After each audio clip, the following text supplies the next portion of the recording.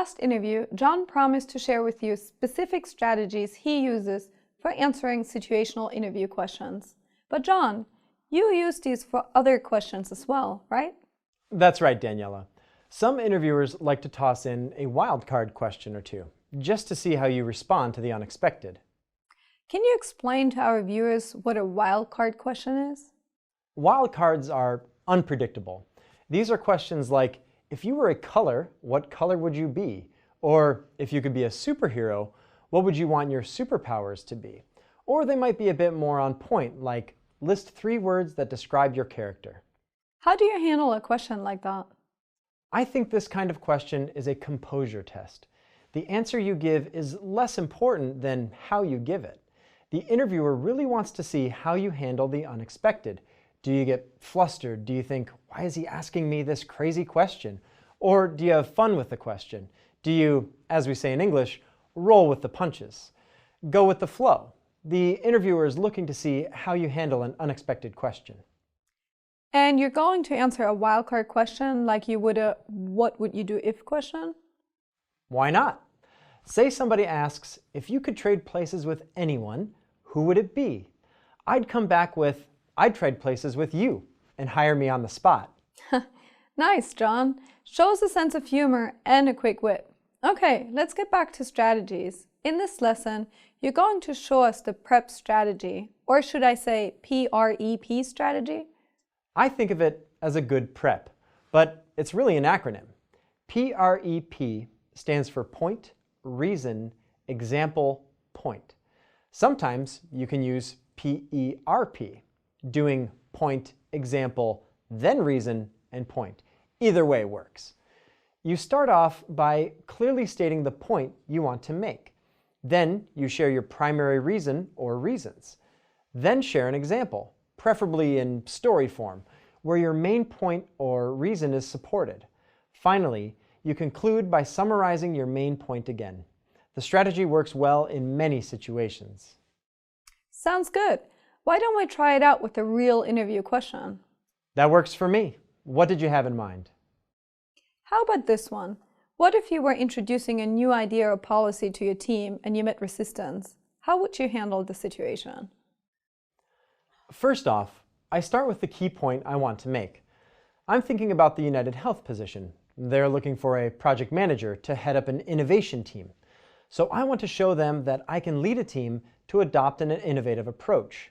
I know they don't want a dictator in there, especially when I think about the fact that these innovative approaches won't just be sold to my team, but also to clients, doctors, healthcare professionals, regular folks, everybody throughout the healthcare industry.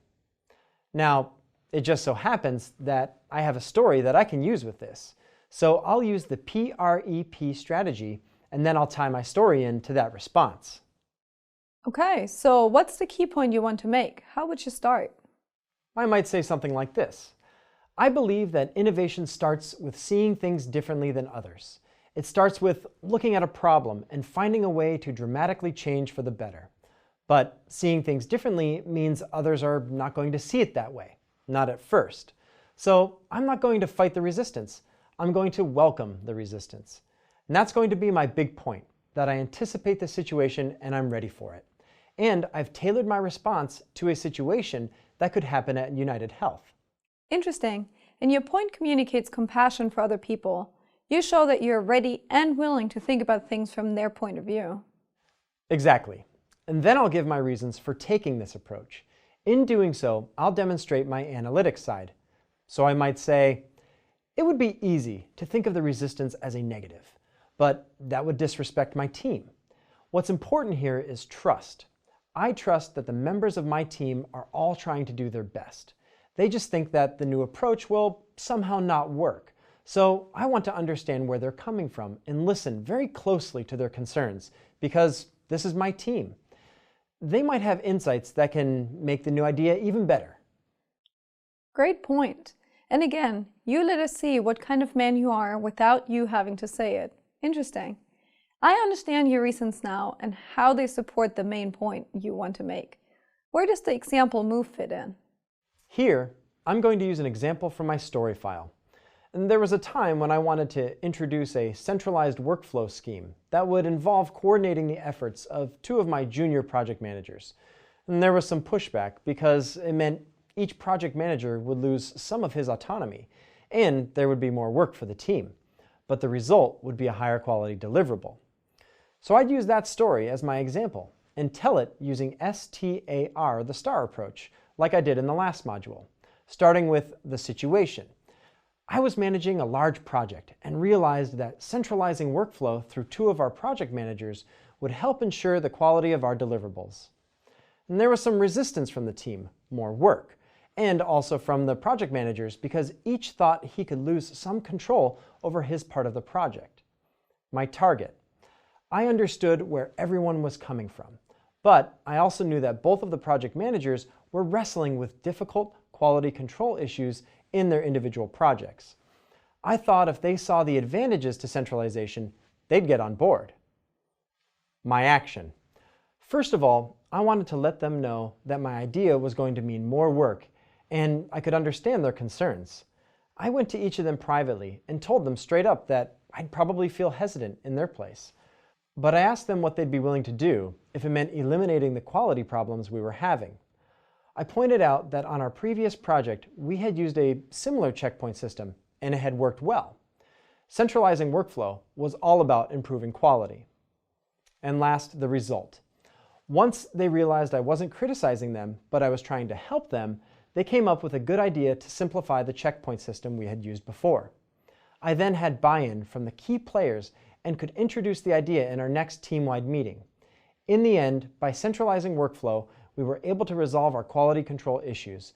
Both project managers ended up looking good, and of course, the customer was happy. That's an example that shows how you welcome the resistance instead of fighting it.